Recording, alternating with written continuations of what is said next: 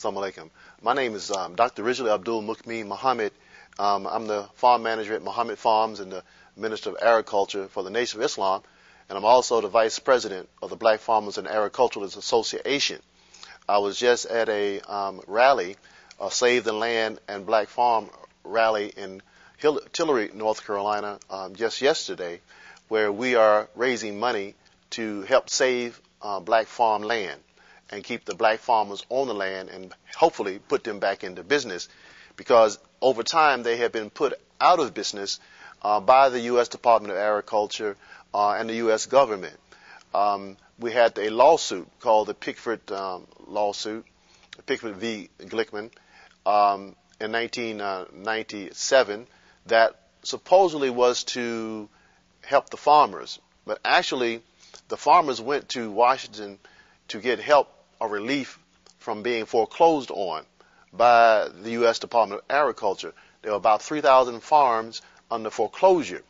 However, Alexander Pyree he was a lawyer for the farmers ostensibly, produced a consent decree that was accepted by Judge Friedman that the farmers detested.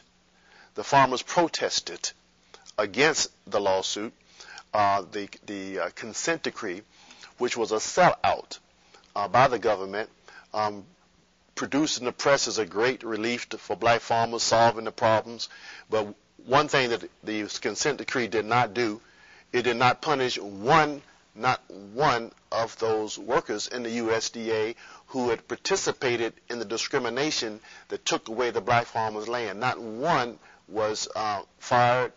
Therefore, it did nothing to change the future by getting rid of those people who perpetrated these injustices against black farmers.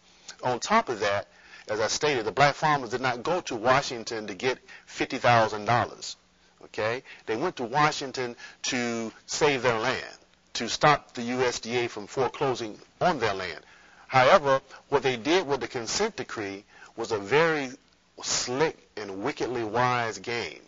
What they did was open it up to non-farmers, to children of former farmers, to increase the numbers of participants in the lawsuit so that they could eliminate the farmers that they wanted to eliminate by not letting the people know what they were doing. For instance, only 60% of the people in the lawsuit were successful. Out of that 40% who were not successful were the exact 3,000 farmers for whom they were being foreclosed by the USDA. So what they did was they gave $50,000 to a lot of black people, some former farmers, some children of former farmers, but they didn't give the $50,000 nor the debt relief to those farmers who were losing their land. So as the smoke was clearing and people thought that the farmers were getting paid, the government was foreclosing on those same farmers who we went to Washington to fight for. But even though we went to jail, the group, myself went one time to jail, the group went 3 times to jail protesting what was going on with the black farmers. The CNN, ABC, NBC, CBS, none of those came to the USDA as we were being arrested as a protest. They kept our protest out of the view of the public. Now you have this new Pickford 2, which is allowing people to come into another phase of the lawsuit who were late in filing in the first one. And now the money, the $1.15 billion that was to be split up possibly amongst 60,000 people, which means that they will only get $20,000 if they were given anything. Still, that money has been held up ever since President Obama signed that the farmers would get it. The House and the Senate have been playing games, and they've been taking it, the money, putting it in one bill, the extenders bill for the unemployment. They wouldn't pass that until they took the black money out of that bill. When they took the black money out of that bill, they passed that bill. Then they put the black money, the black farmers' money, in a war bill for the compensation for perpetuation of the war in Afghanistan. Well, they held up on putting that money in until they took the black money out. When they took the black farmers' money out, they passed that. So now they're out on recess. They got away with not paying the farmers all the way to recess now. So now they say, well, after November, that they relook at it. But of course, we already hearing that after November, the Democrats will not have the vast majority that they had prior to November. Therefore, after November, they will come with another excuse as to why they can't give that little pittance of money to black farmers, even though they gave $700 billion to the bankers who are already rich, gave them $700 billion. When I give $1.15 billion to 60,000 people, split up, which is only $20,000 a piece. Of course, which for a farmer, $20,000 is nothing. A new cotton picker, the new cotton picker is $580,000. Okay, for a new cotton picker, $580,000. To get a decent-sized tractor, it's going to cost you $150,000 for a tractor to work a decent-sized operation. So the money that they're talking about giving to the farmers is pittance. They don't intend for the farmers to be back in business. And it's not just the U.S. Department of Agriculture. The U.S. Department of Agriculture is fulfilling a long-term plan. If you go to MuhammadFarms.com, we've been working with the black farmers since 1997. We've been doing the research since 1997 with about what's going on with the black farmers. And one of my articles under the Farmers Newsletter is entitled The Smoking Gun. And that article, I bring forth a document that you can go right to the internet right now and pull up. If you go to a Google search, this is, as a matter of fact, in my book, The Science and Business of Farming versus the Art and Hobby of Gardening, which you can get also from MuhammadFarms.com. But you can go right now to the internet and put in a Google search for an adaptive program for agriculture. An adaptive program for agriculture. This is a report that came out in 1962 by the Committee for Economic Development. The Committee for Economic Development, 1962. I'm going to give you some of the names of the people on that committee in just a few minutes, but I'm going to read to you some of that report to let you know that they had planned to eliminate people from farming since 1962. Really before, but now we have it in writing. We have the smoking gun.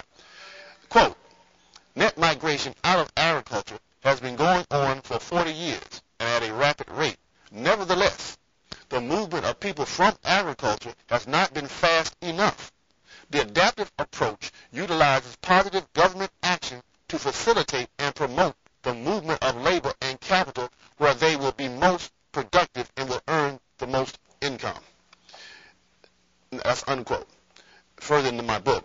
This adaptive approach recommended that vocational agricultural courses in rural areas be scrapped, agricultural prices be substantially lowered, and temporary income programs be instituted to protect the most suited for survival. In addition, more surpluses should be dumped on developing nations, consumer prices should be kept low, rural electrification should be slowed down, and rural workers moved to be factory workers in the cities. These measures, according to this report, will reduce farm labor force by 1/3 in 5 years. Remember, this is 1962. What this report failed to tell us was that the income protection programs were to be administered by the USDA on local levels by county committees consisting in the South of racist white landowners. Therefore, as the prices and resources were being lowered for all farmers, white farmers in the South would be able to determine who would survive this war of attrition by controlling the government handouts. So, the result has been that black farmers have lost another 6 million acres of land from 1960 to 1997. Black farmers coming out of slavery, 1865 to 1910, purchased 16 million acres of land. Since that time, the U.S. Department of Agriculture, the government has worked against black farmers to the extent now that we only have 3 million acres of land that's left owned by black people, black farm land owned by black people. And that is going down at a quick rate, and most of that land is either not being utilized for farming or it's been rented out to white farmers. It is too expensive to farm. Farming is a rich man's hobby. Like I said, a new tractor costs $580,000. A new cotton picker costs $580,000. So you tell me what is $20,000 or $50,000 going to do to help a farmer to be into the cotton business. Plus, he can't buy the land with that little $20,000, $50,000, where land is $2,000 or $3,000 per acre. He lost 100 acres at $2,000 per acre. That's $200,000 that was lost in terms of wealth. Now, they're not $20,000 is not going to even put a hump into that. So, the game plan, as I just read to you, you must go and look at this on the internet, an adaptive approach to agriculture. Now, these people, who is committed to economic development? You might say, well, this was just some Rudy Toot people who were just sitting around thinking up some stuff. They don't have no power. Let me show you who these people were. If you go to the website, it's on there. The chairman, this is 1962, was Theodore O. Yentema, the president of Ford Motor Company, and the vice chairman of the Federal Department Stores, Thomas McCabe, Scott Paper Company, Theodore V. Hauser, director of Sears Roebuck Company, J. Cameron Thompson, retired chairman of the board, Northwest Bank Corporation, George Russell, executive vice president of General Motors Corporation, Harry F.C. Ehrman, the chairman of the board of Encyclopedia Britannica, and the list goes on of 44 men who were powerful in in business and in the university system, sat down and developed this plan to eliminate a certain number of people from agriculture, and then gave the power to white farmers in the South to decide what they was going to do with our black brethren. So the result that we have today is a planned result, and therefore they not intend to let black farmers get back into business. Why do they not want black farmers to get back into business? When I have young people come to our farm, 1,600-acre farm in southwest Georgia, Muhammad Farms, and I have them to work in the field for 2 or 3 hours. After 2 or 3 hours in that hot sun, they're ready for a mute. They want to get out of there. So I asked them, I said, would you want to farm? Would you want to do this for the rest of your life? The majority of them said, no. I said, well, think about this. There are some people, some black people in America who want to do this every day for the rest of their life. But the government of the United States don't want them to do it. Why would the government of the United States not want people to do this hard work in producing food? You think about it. The answer is they plan, they are doing, they are killing us in the food. Thank you very much. I hope you come on the radio program that is set up for this Wednesday to call in and listen more and tell the truth about what's going on with the black farmers. Thank you very much. Assalamu alaikum.